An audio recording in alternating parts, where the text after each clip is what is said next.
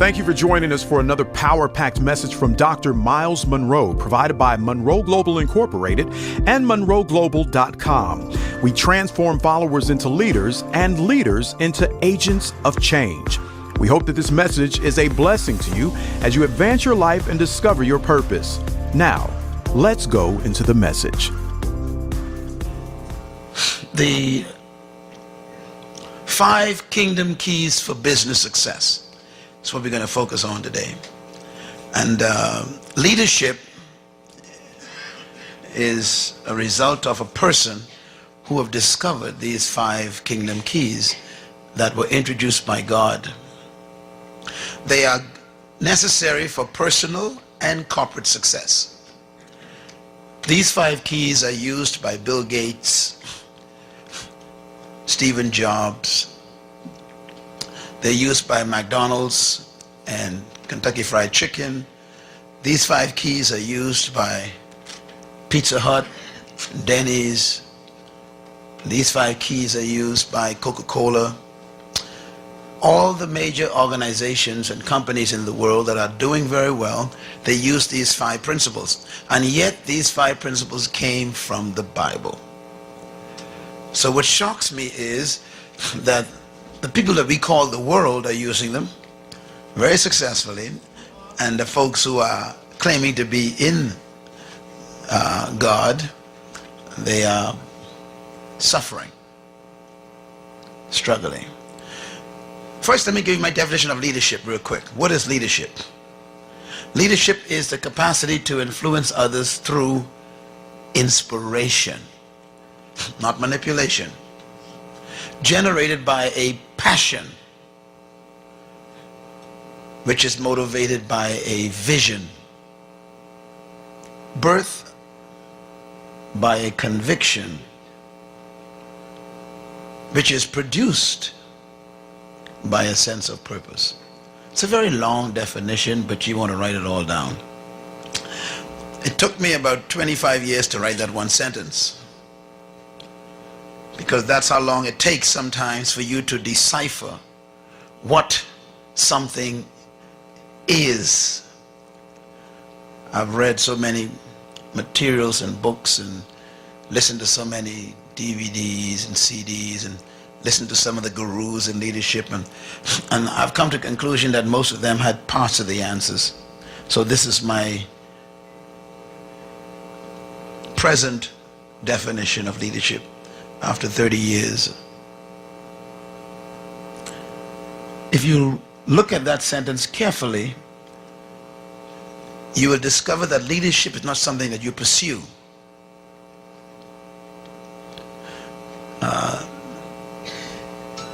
Leadership is a result. So if you want to become a leader in an area of life, you have to turn this sentence upside down and start from the bottom. For example, if you want to become a leader in the world, you first got to have a sense of purpose. That is number 1. It's not showing up there. And that purpose produces a conviction. And that conviction produces a vision that a person sees of their life. Then the vision is what causes the passion. When a person can see a future, it generates a passion for them to wake up in the morning. That passion is what produces inspiration in other people. And this is very important when you're talking about a business. If you're not passionate about something enough to inspire people around you, you'll never become a successful person. When you inspire people, they allow you to influence them. And when you can influence people, which is the impact of your character on them through your passion and inspiration, then they call you a leader, which is in reality an integration of purposes. So leadership is really a product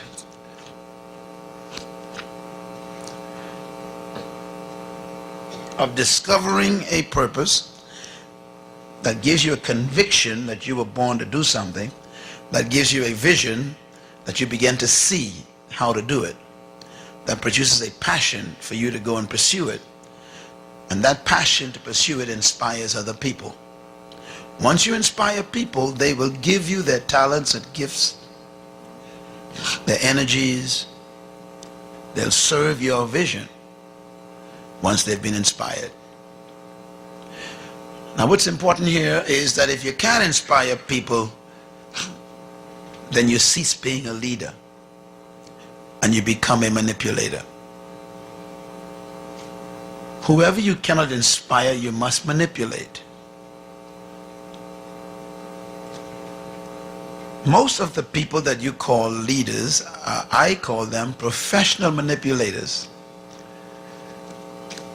because they know how to play games with your emotions, play games with your fears. They threaten you. They control you. And we basically call them, in technical terms, dictators. The pulpits are filled with those people. They're not real leaders. They manipulate people.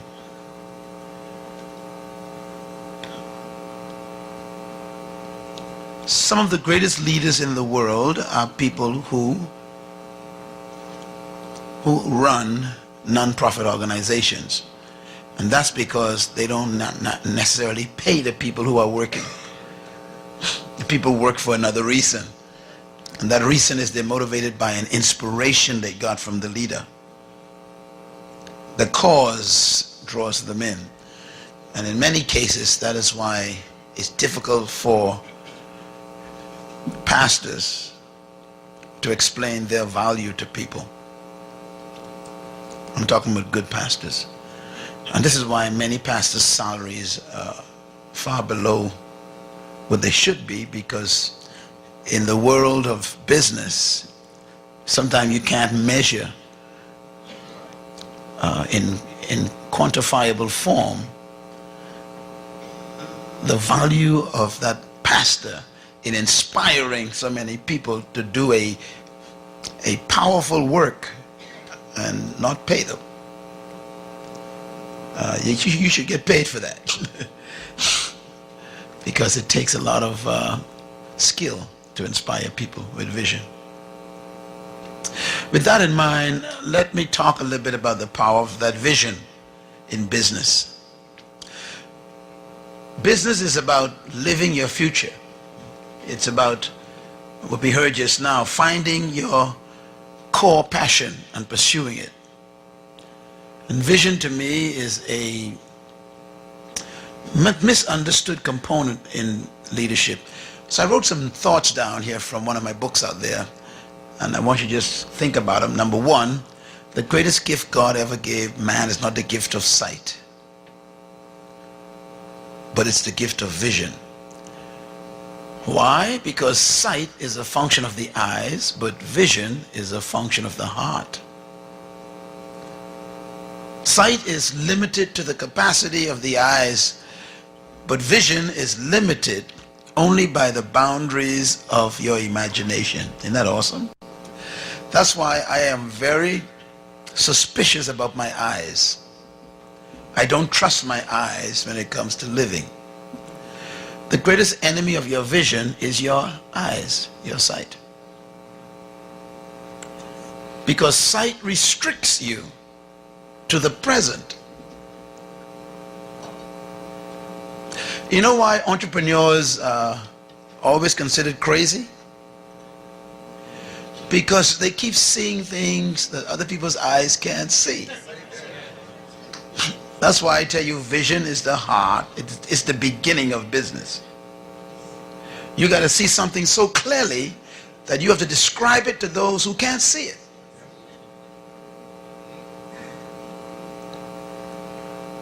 And that vision is what releases you to the uncharted waters of the future. You begin to dream.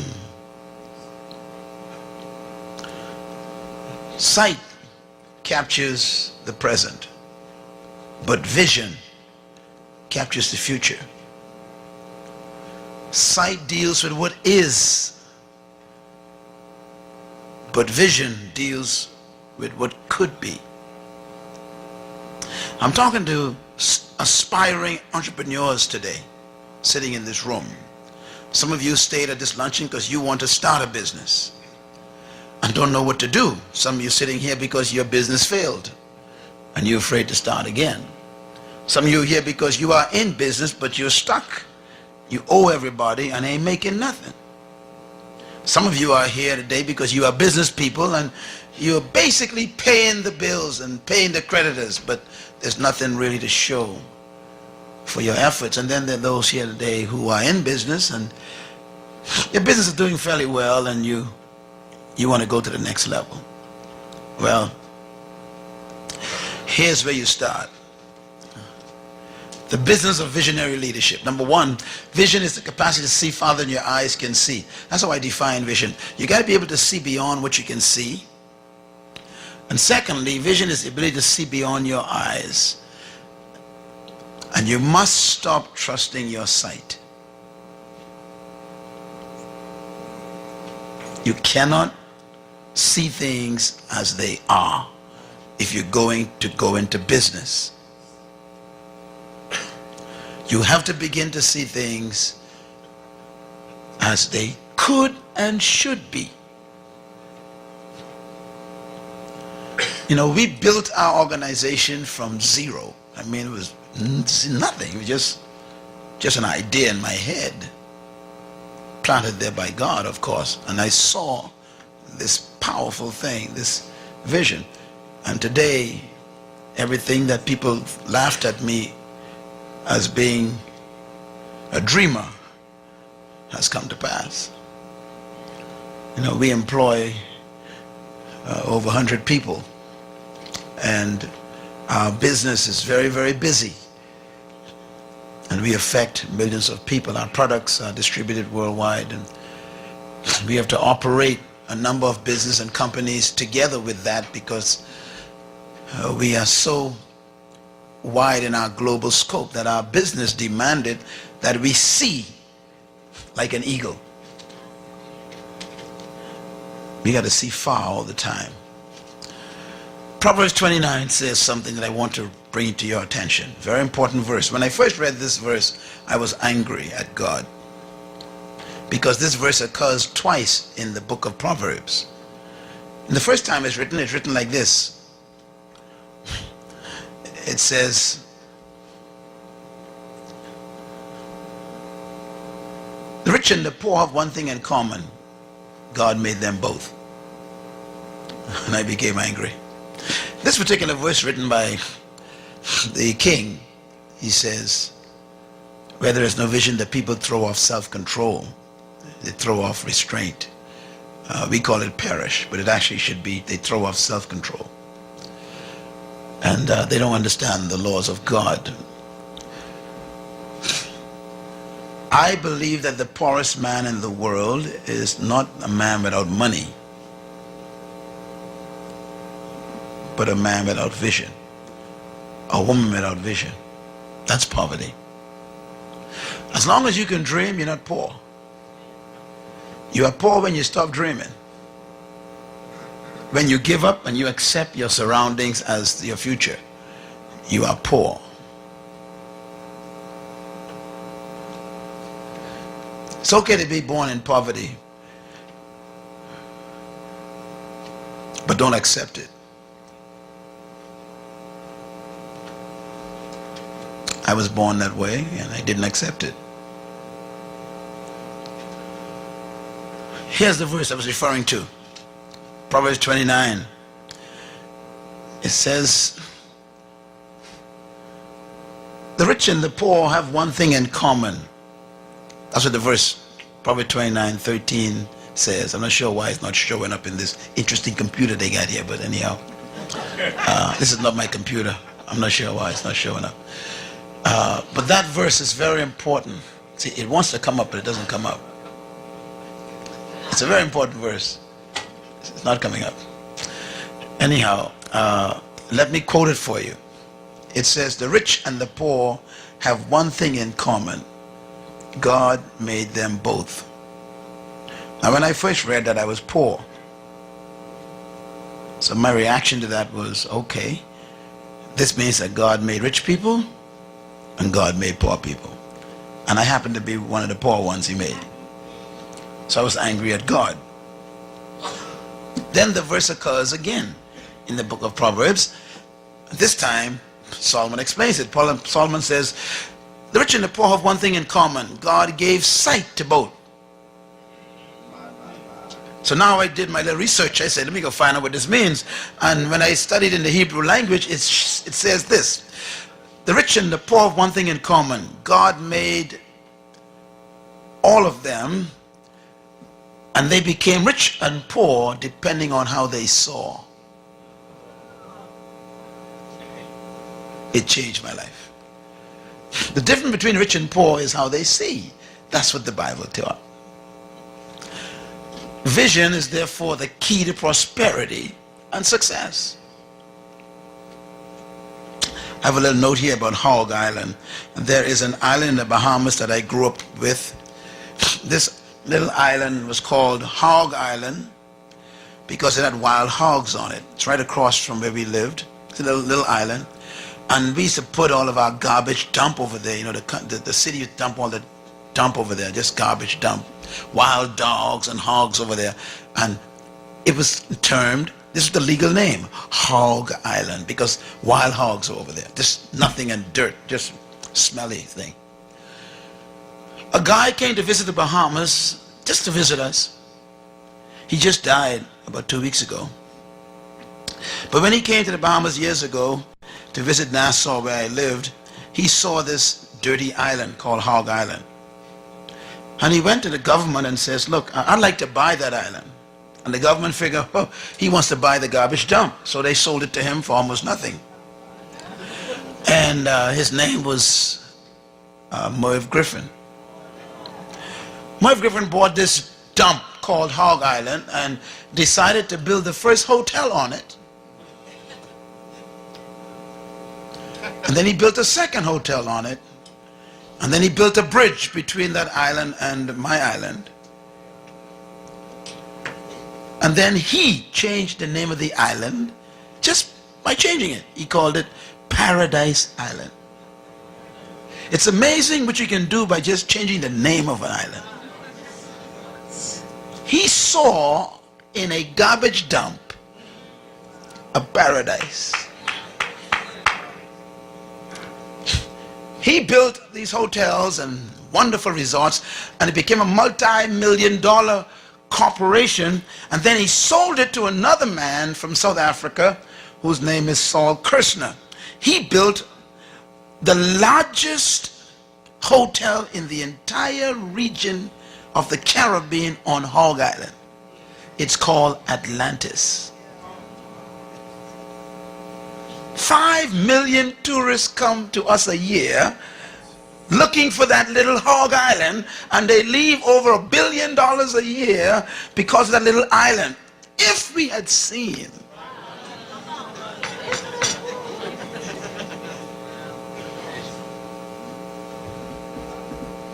there's an Hog Island not too far from your house.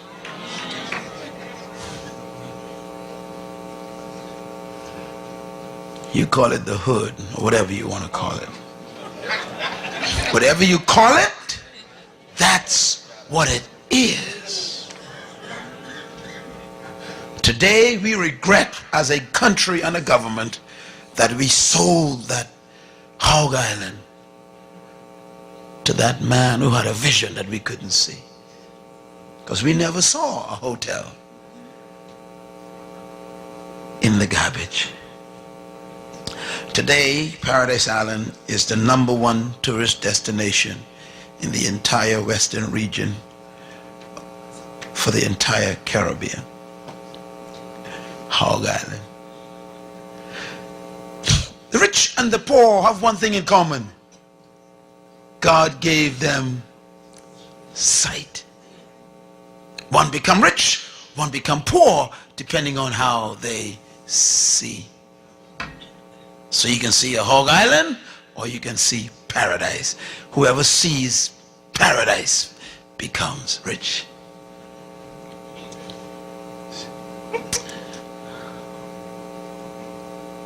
Story about a shoe company in India. I like this. It's a true story.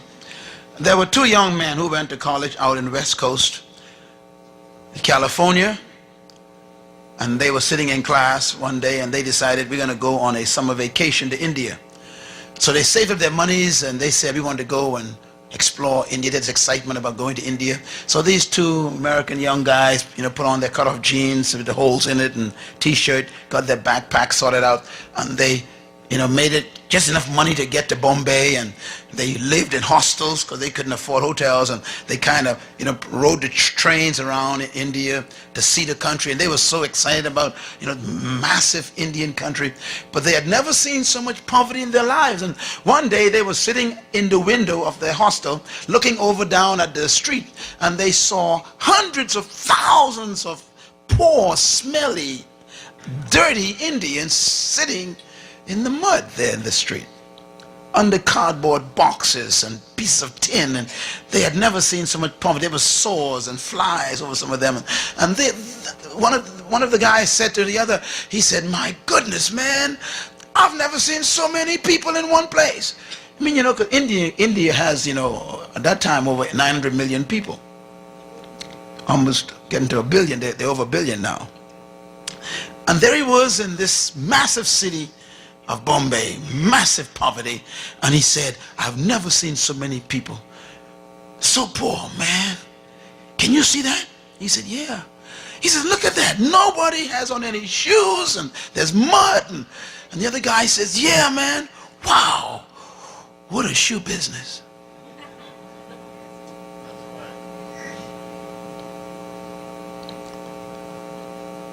So they went back home, went back to college. One of them was sitting there in the class. The professor was talking, and he began to scribble on a piece of paper. Different, just scribbling. And his friend said, "What are you doing?" He said, "Nothing." And he was designing a shoe, because the picture of those thousands of dirty feet couldn't leave his mind. He saw a pair of shoes on their feet that could cost 25 cents. He designed a shoe that would be made out of plastic, and when he was finished with the design, he sent it off and got it registered to the Library of Congress, and then he sent it to one of the manufacturers to make a prototype, and the guy made a prototype of this plastic shoe, and he told his friend, "I'm going to quit school, man. I'm going to pursue this idea." His friend said, "No, man, you can't quit school, man. We got 2 more years. You could hang in there." He said, "No, man, this thing could work. I see the vision. This thing can work. We can get these shoes in these Indians' feet." He says, and the manufacturer said he can make them for 25 cents. The guy says, "You're crazy. You can drop out of school." He said, "Yes, sir, man. I'm going to try this thing." He quit school and took a little bit of money that he saved up, got some money from his uncle, found a couple of investors, and invested in his plastic shoe.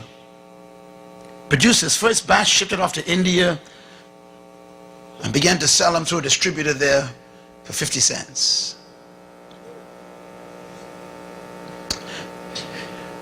The shoes went so quickly they couldn't produce them fast enough. Just these plastic shoes. Within 12 months, he had sold over 1 million pairs of shoes. He became a millionaire in 12 months. His friend was still in school trying to finish his last year. In 2 years, he became a multi-millionaire. He was selling now up to 15 million pairs of shoes per year. He had to build an office, a factory. He now had a staff working with him. The manufacturing plants kicked in, and he began to sell these plastic shoes to India.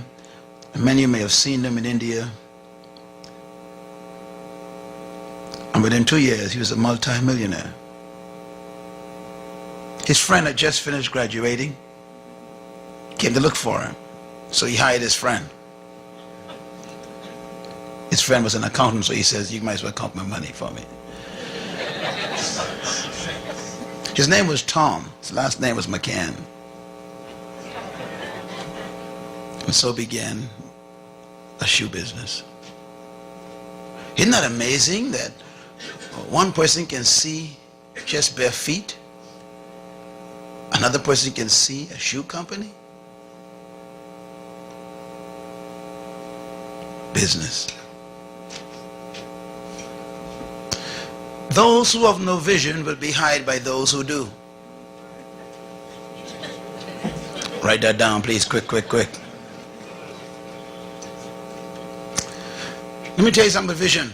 All true vision will be tested for authenticity.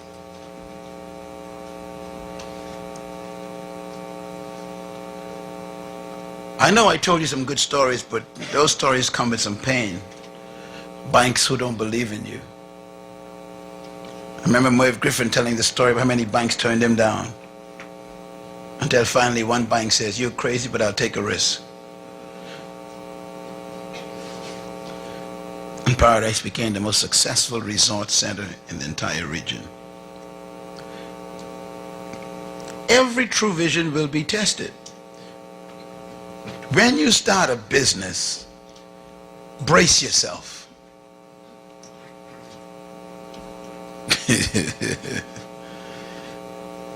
Because there may be like 3 or 4 different hells. They'll all break loose on you.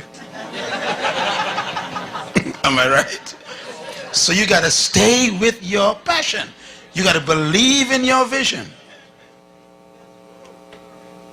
Business demands audacity, persistence. You got to believe in it so badly that you're willing to mortgage your house. You know, success is a result. It's really not a gift. So here's a couple of thoughts for you before I give you these 6 items. Number 1, the original mandate of God was a business mandate. Did you know that? God is a God of business. Everything is about business with God. You were created to dominate in an area of gifting, not to dominate people. So business is really in everyone here. You were never commanded to dominate people, but to have dominion over things in the environment, birds and fish and animals and trees. Case in point, God never gave Adam a chair. He hid it in the tree. God never gave Adam a table. He hid it in a tree.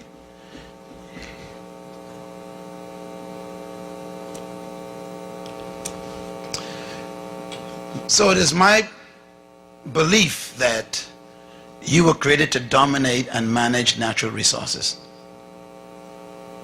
If you don't learn to manage natural resources, other people will manage you.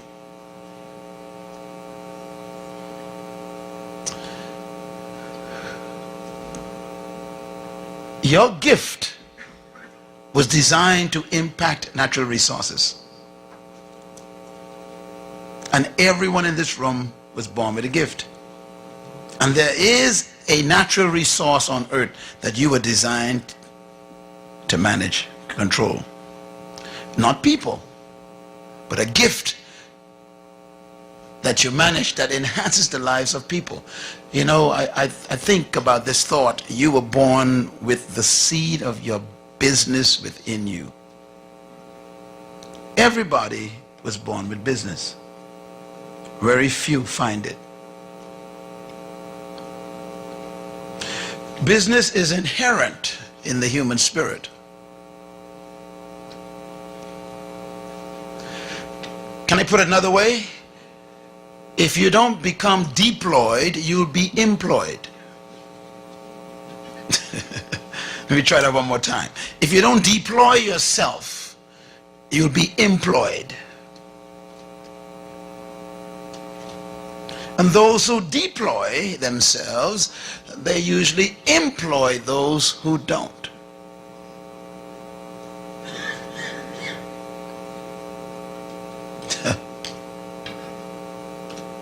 So business, it exists within you. Where was business born? Here was where business was born. Genesis 1:26 says, let them have what? Dominion. That's when business was born. Because, and I'm going to move kind of quickly here because we need to get out of here, but I want you to see how this works. The word dominion means kingdom. It means to govern. It means to have sovereign rulership over cows and wood and water and fish. That's what God told us to dominate, not people. It means to master something. Everybody say master. Whoever masters something becomes successful. One of the reasons why we fail in life is because we become Jack. Show me a Jack, I'll show you a poor man. Listen, you were not born to do everything, so stop trying. And stop jumping from one thing to another thing every 3 weeks. This is crazy. Stop changing your major every year. This is dumb.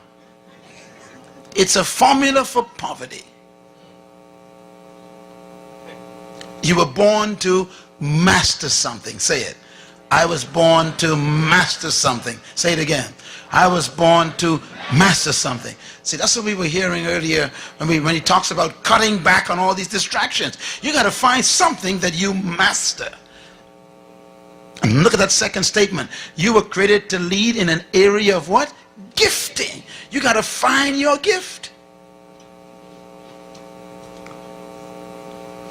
Point number 3 is critical. You were created to master a natural skill. And the two words must go together, natural and skill. If you hate doing what you are doing, it ain't natural. So you got to find out, what is my natural skill? What do I just love to do? And then you need to refine it and serve it to the world. It becomes a business. But this is going to get sweet in a minute. Watch this. Your natural skill is your domain. You know, I think of Tiger Woods, and I'm going to use him a lot in the next couple of moments. But here's a young guy who had no interest in being a multimillionaire. He had no interest in being a leader in the world. All he wanted to do was to master his natural skill. So at age 4, his father gave him a piece of stick and said, hit this ball. Age 4. And from age 4 until now, he's still hitting with that stick. And all he wants is that stick. He gets it. I was reading one of his statements. He says he awakens every morning at 4 a.m. and goes to the golf course while you are sleeping. Remember now, to become a leader in any area, you must become the slave. You're missing it. You really are the masters. He's the slave. He's up at 4, you're sleeping. But he's up as a slave because he's mastering a gift which he serves you later at 4 p.m. and you pay him $240 million a year just to do it. He calls it fun. You call him leader. Are you getting this? Yeah. He found his natural skill. So I'll never forget, Newsweek magazine did a story on Tiger Woods 2 years ago, and the cover story was a picture of Tiger Woods, and they had on the cover story, and I have it in my file, I had to keep it, it says mastering his domain. Oh, I was so excited. It was God's words coming to pass. When you talk about golf, that's his domain. He's king. He's the only guy who can get 3,000 people to run up and down a field on a golf course. He is mastering it. What do you do that makes us come and run up after you? Why do people follow to find me? Why did you come to find me? People drove 5-6 hours to come to my meetings. Some fly in. What's going on here? Because when you master a gift, it attracts its own provisions.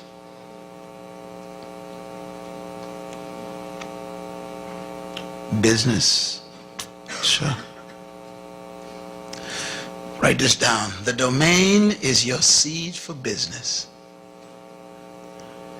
I guess I'm taking you another route of business. See, I can talk about technical things about business, investments, but that doesn't make a business work. What makes a business work is when you understand that you have something that the world wants and they'll pay you for it. And you got to find out what that thing is. And everyone in this room was born with one. At least one. No one came to this earth without something. I'm going to prove that right now. Your domain is your purpose. What were you born to do? Whatever you were born to do, that becomes your domain. Please buy this CD, okay? Okay, here we go. I'm coming now to the 6 laws of business. Actually, I'll give you 5 of them. This is the first statement God makes concerning business. And every person in business success are following them. Matter of fact, this is the verse that Bill Gates is using.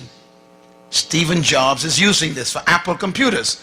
iPods are using this. iPhone is using this verse. McDonald's is using this verse. Kentucky Fried Chicken is using this verse. Pizza Hut is using this verse. And the saints keep avoiding it.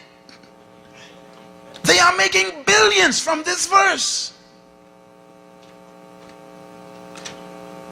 God said to man,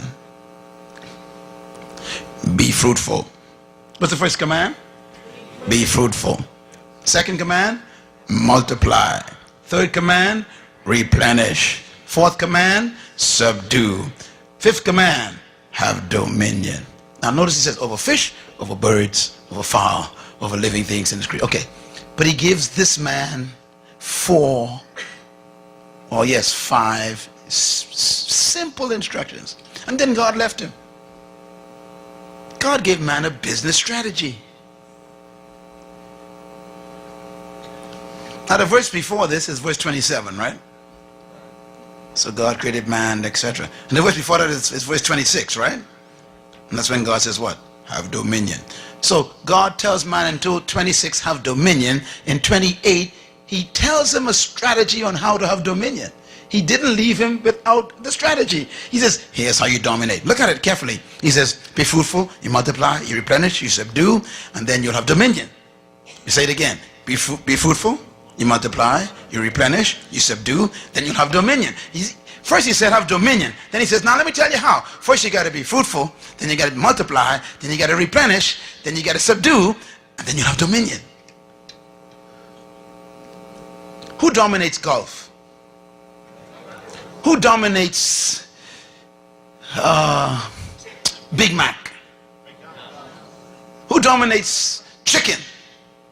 Kentucky Fried Chicken. Isn't that amazing? These people dominate these areas.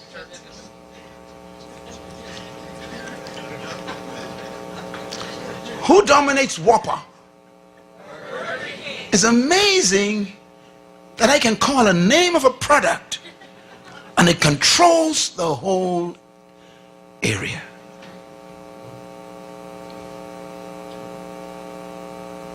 Don't get me wrong. This is not complicated. So there's a picture of my man. The 4 laws of business. Number 1, be fruitful. Okay, this is where business begins. The word fruitful in Hebrew means productive. It doesn't mean to have children. I was shocked when I discovered that. The first command God gave man was what? Be productive. In other words, produce something. Oh man, I wish I could talk to you for a couple more hours about this. Say it. Be productive. Stop saying fruitful because you're thinking about babies. Tell your neighbor, be productive. No, say it this way. Produce something that I could buy. That's the first command.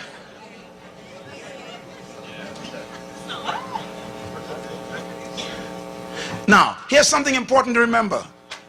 The first command is to be what? Fruitful. The first command should have been be seedful, because fruit is a result of seed. You can't have fruit unless you have a seed that has a tree that bear fruit.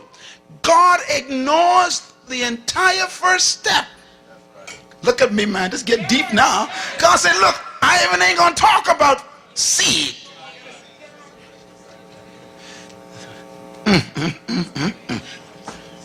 Oh, you still ain't got it. Listen, when God demands something from you, it exists.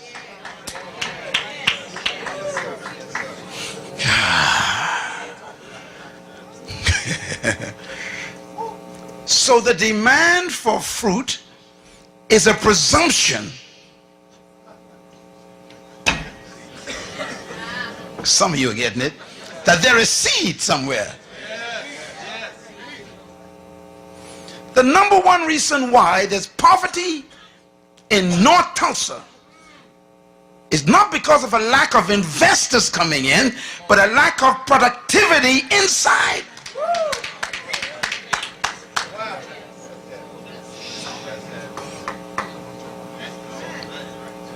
Do you know how you measure?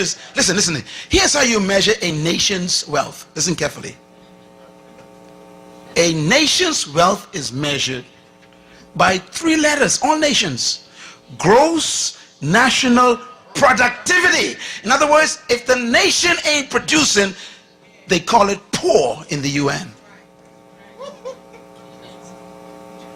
Money doesn't make you rich. Productivity does. That's why China is one of the biggest threats right now. Even though they may be poor, they are producing. What do most people in the North Tulsa do? Consume. No, all right now.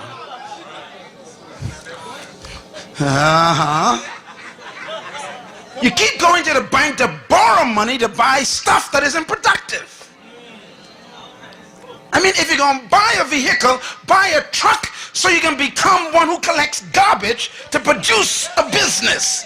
Don't buy a car to drive around in. That ain't productive. All right now, I'm talking.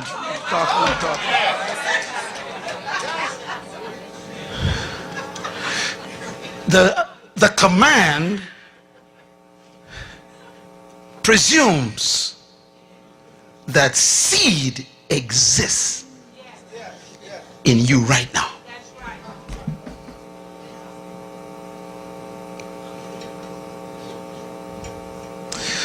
Oh, I need to spend a week just come on business, you see, because business is deep, see. I'm serious about it. You have a business week. See, because you are sitting here on a gold mine, you can't even find the gold. You don't know what your seed is yet.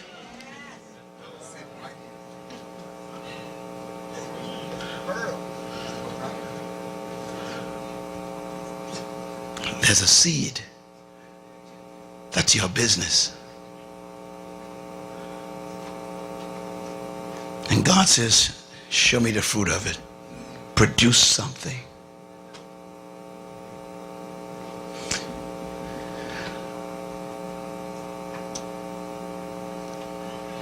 Now, when you produce a product, watch God's strategy now. Let's say, okay, Apple computer. You all remember that Stephen Jobs dropped out of school. You know that. He quit college too. Most successful people quit college. I hope you know that. I almost did. You know, my mom kept me in. That's know why she kept me in. But anyhow. Stephen Jobs quit school because he had an idea. Everybody say idea. That's your seed. Your seed is the idea that won't quit.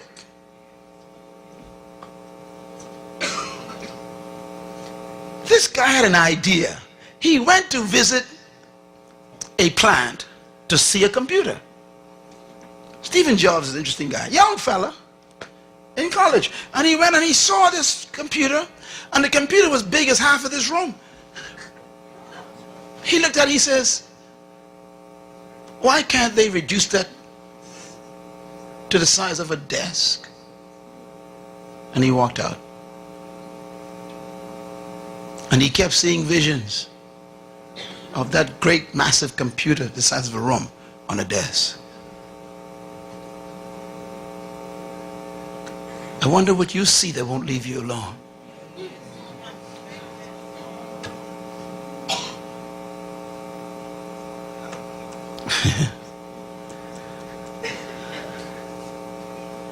Write this down. Every problem is a business. I'm going to say it again. Every problem is a business. One man see bare feet, that's a problem. The other one see a shoe company, that's a business. One man see a hog island, that's a problem. Another man sees a resort, that's a business. Produce your seed, produce your fruit. And then the second command, multiply. You know, when you produce a product, then you got to reproduce it. If you cannot reproduce what you've produced, you're going to be poor. One of the keys of successful business is being able to reproduce your product 1,000,000 times more. Any good company that wants to succeed must be able to follow God's second command, to multiply. So that's why when you want to, you see, there was only one Burger King years ago, one restaurant that sold one Burger King. They refined, everybody say refined, they produced a fruit. Now everybody makes burgers, but they produce a unique burger called a Whopper. Come on somebody. Now you make burgers at home, don't you? But when you want a Whopper, you go straight to Burger King. Even though you got the same bread and beef and all this stuff, you still, why? Because they refined it. Everybody say refined it. I'm talking. See, you got to take your seed and produce a fruit, and you refine it first.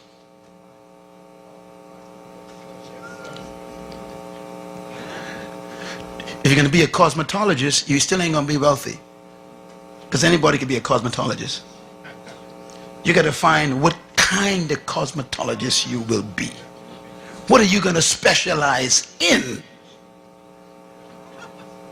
Everybody sells burgers, but no one sells a Whopper. What's your Whopper? That's the question. Now watch Burger King. Burger King then takes this Whopper sandwich that they refined, and they developed a system, everybody say system, to reproduce the same Whopper every time. So when I went to Mexico one day, we went to a Burger King, the same Whopper came out in Mexico. We went down to Venezuela, Burger King, the same Whopper. We were in Ukraine, in Russia, the same one. I said, how can the same Whopper be in every country? Because they reproduce.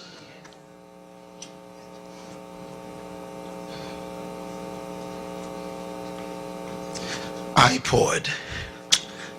They only developed one prototype, one prototype. And they kept testing it and testing it, one prototype. And when they got that one prototype down to a science, that's the fruit, then they said, okay, now let's assembly line. And they start multiplying. What you cannot multiply, you can never succeed in. My message is my fruit. Leadership, kingdom, purpose. They're my fruit. Now I got to put them in a form where they can be multiplied. So now I got to shift into books and CDs and DVDs and they're in 25 different languages. I got to multiply. Same message. If you want a Big Mac, you can never get it from Burger King. Because Big Mac is McDonald's fruit.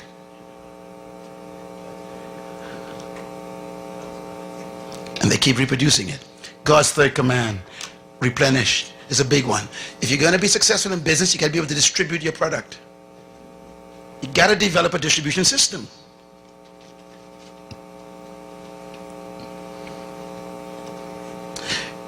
You know, Nations Bank, they sat down in their headquarters somewhere in New York and had a long meeting one night and said, you know something, let's reproduce ourselves in 50 states. So we got to develop what? A system. So when you walk into the bank, everything is in the same place. Okay, Walden, bless his heart, had one store. He said, okay, I got my fruit.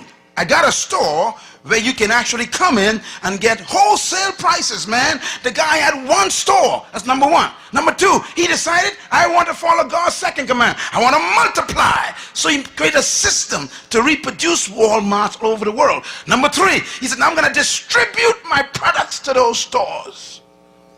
Walmart got his own distribution system. What about yours? And God's fourth command, business, subdue.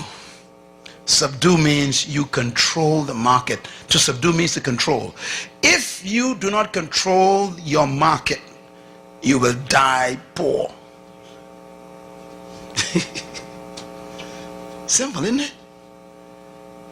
Bill Gates was so successful in following God's commands that Congress had to call him in. Remember? He was so dominating in the market. They said, you got to break up your company. We can't have you controlling the whole world like this. Why? He subdued the market. If you wanted anything to do with software and computers, got to come through Microsoft.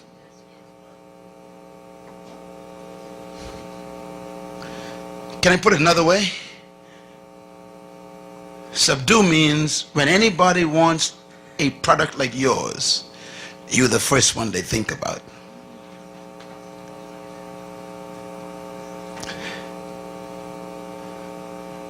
Subdue.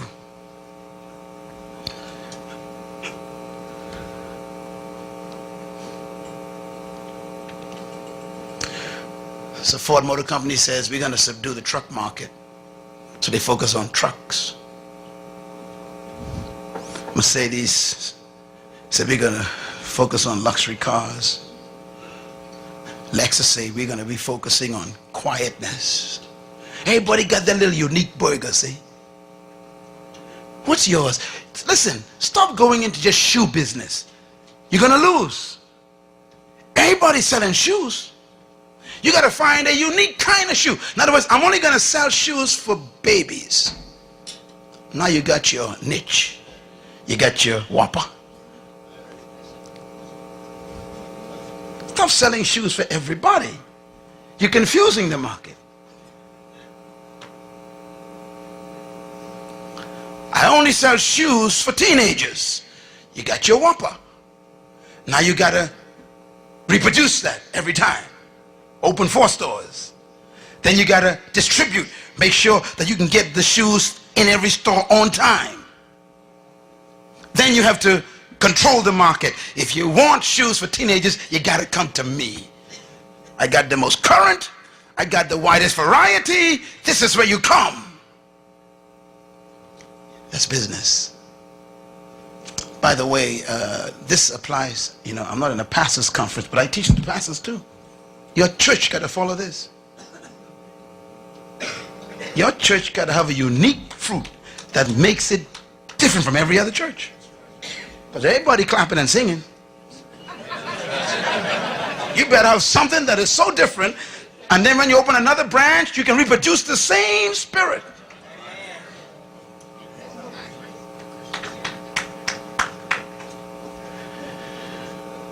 And God says, subdue. Oprah Winfrey, boy, she did a good job. She packaged her seed, reproduced it in her shows, distributed in every available media company wants a show. Same show. I said same show. She don't have 5 shows. She refined that 1 hour. That's her fruit. And then she multiplies it. They produce a million different copies of that tape. And then she distributes it to all those media houses. And then she subdues the talk show day. She controls it. And now we leave the number 5. She dominates.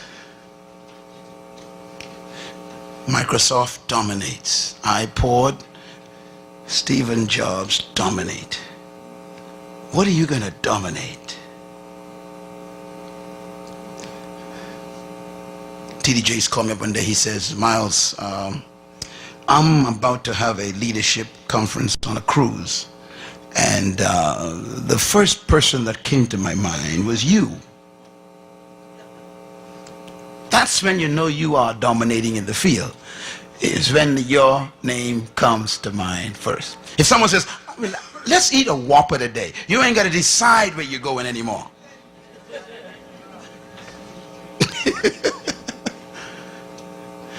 Is there something that you have produced that makes us find you? That's your business.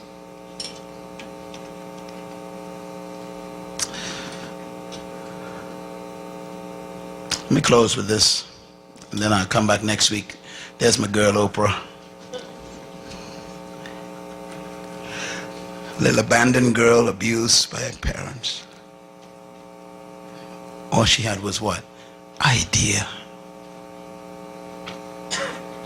Idea. So how to be successful? Seeds of greatness. Write this down. Everyone possesses seeds of greatness. Say it out loud. Number 2, your seed is your purpose and passion. Say it. Your seed is your purpose and passion. Number 3, your seed contains your future. Say it. Number 4, in every seed there's a forest. Say it. Number 5, your seed is the ideas that won't go away. Say it. Number 5, your seed determines your natural talents. And number 6, I love this one. The world needs your seed. But the world doesn't eat seeds. Amen. There's your dilemma. The world eats fruit. So God says, produce something.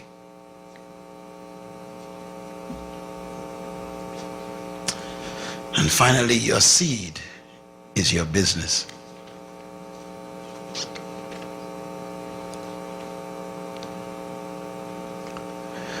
The kingdom of God thinks so simple. You got a seed. Produce the fruit. Multiply it. Distribute it. And dominate it. There's room for you in the world. The source of business, number 1. You were born to solve a problem. Say it. This is how you become great, you know. You got to think like this. Number 2, you are God's response to a need He created. Say it. I am God's response to a need He created. Number 3, you are the answer to a question God knew would be asked in your generation. Say it. I am the answer to a question God knew would be asked in my generation. What a loud scream from the Holy Spirit. Number 4, you are the fulfillment of one of God's desires. Say it. I am the fulfillment of one of God's desires. There's something God desired that made you necessary. Number 5, you are an assignment your generation needs to experience. Say it. I am an assignment my generation needs to experience. We're waiting for you. And number 6, you are necessary. Say it. I am necessary. Say it again. I am necessary. One more time. I am necessary. You should take this list and put it on your children's wall and let them repeat it every morning. If they get this, you won't be able to stop them from succeeding.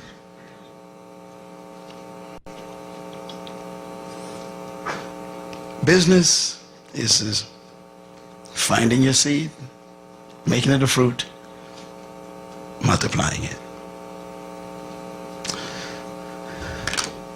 I have much more to say to you, but we're going to go because I need to go too. Listen to me. I was asked a question years ago. The question was, how do you become successful? My answer goes like this. You might want to write this down. If you want to be a success, do not seek success.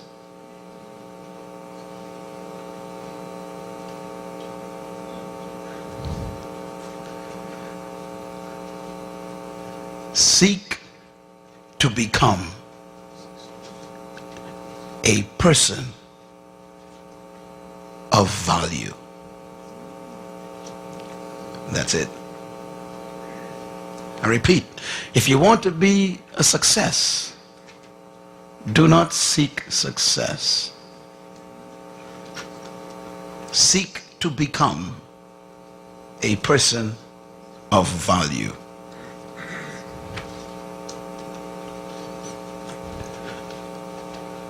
How do you become a person of value? Simple. Refine your gift to the point where the world needs it.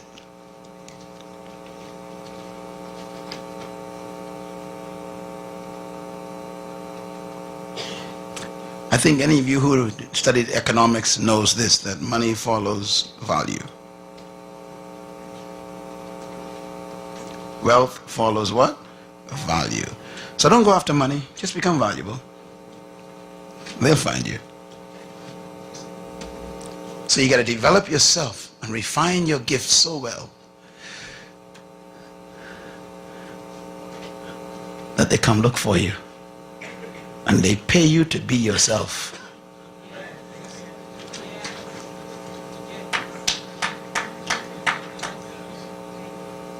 I was talking to my secretary this morning. I told her, I said, I'm so tired of all the demands. She said, yeah, you need a break.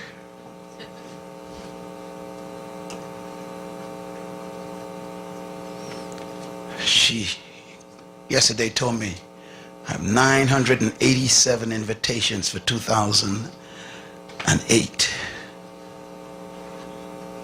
987 invitations around the world for a year that hasn't begun yet.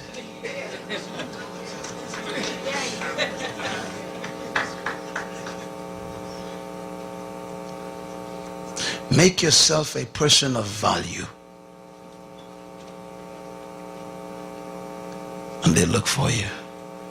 Let's pray. Lord, for every business sitting in the chairs here, may they be ignited.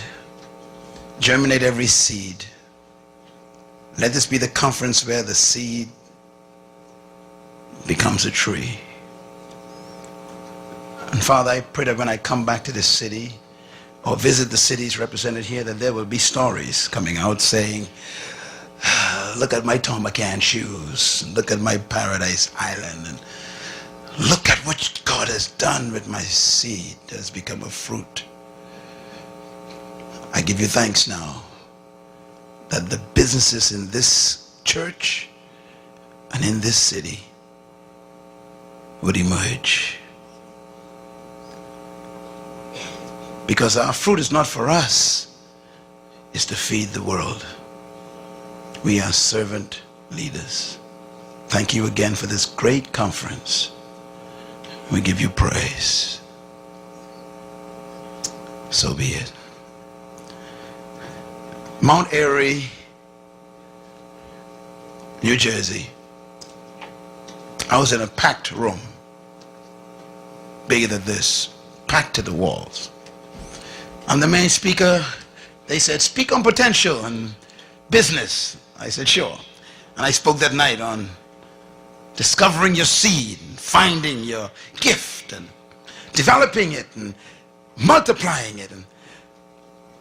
And a lady came to me afterwards, met me at the book table, and I was autographing book. She said, Dr. Munroe, I got the message. I said, fine, ma'am. And just kind of old lady, you know, with his clothes, and kind of old, hitched up. And she said, I work in a hotel. I make beds. I said, that's great. She said, but tonight I heard you. I got it. I heard you. I heard you. I got a seed. Tomorrow, Dr. Munroe, I'm going to bring you my fruit.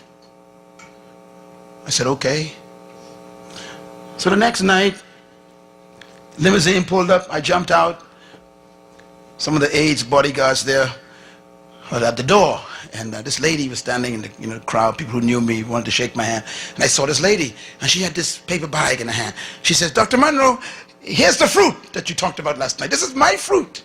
And she gave me this brown paper bag, greasy paper bag. I like grease, so I took it.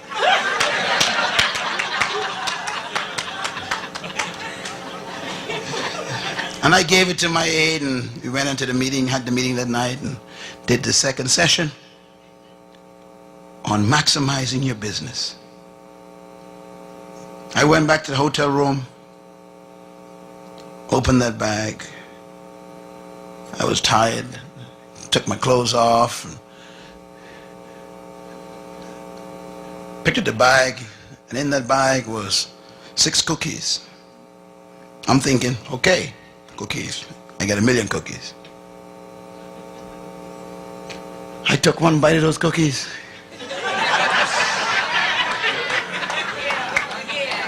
I don't want to tell you how I felt, because you wouldn't accept it.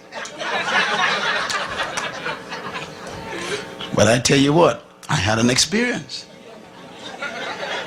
My toes curled up. Everything, my whole body had spasms everywhere. I was like, yeah. Yamaha, Hushama. Hey, who is this woman?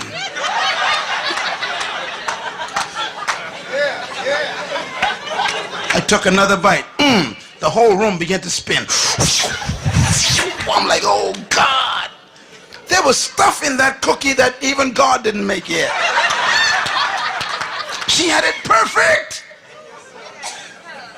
And before I went to bed, there was one left. My guilt was not upon me. I didn't care. It was that good.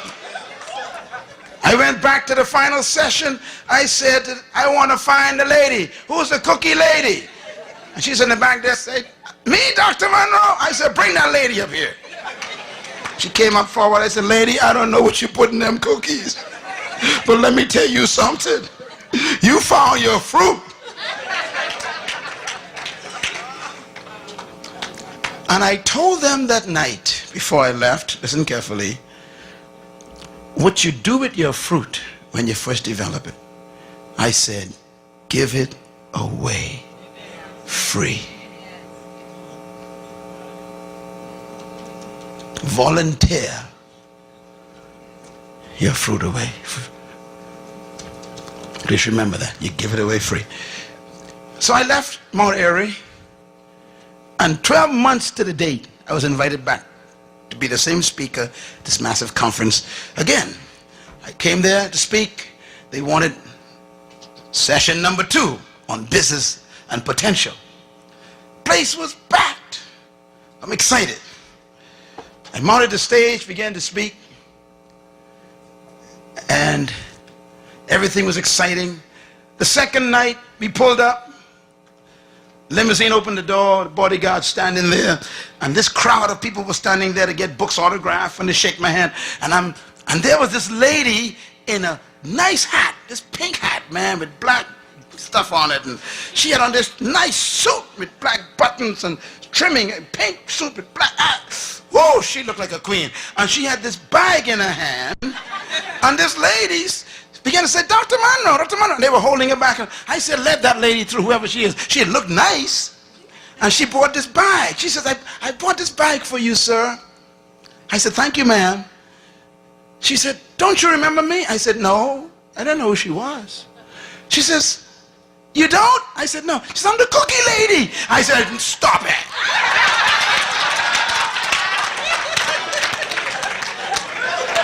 Man, she was shocked. Dead cried out. I said, what happened to you? She said, you won't believe it. She said, I brought you my bag, specially just for you.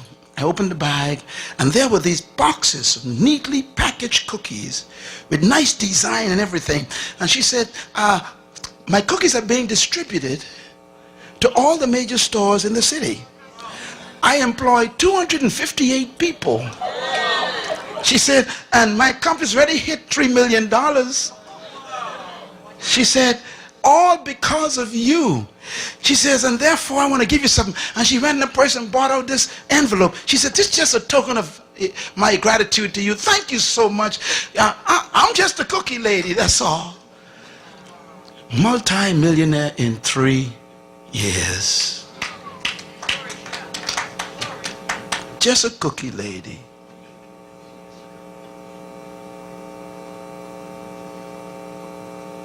I went back to my hotel room with my bag of cookies. Oh Lord, now. Jesus. I couldn't wait to get into them boxes. I gotta feel that experience again. It was almost like, you know, hey. Decided to open the envelope. There was a check, personal gift, $10,000. I said, Lord, give me a few more cookie ladies.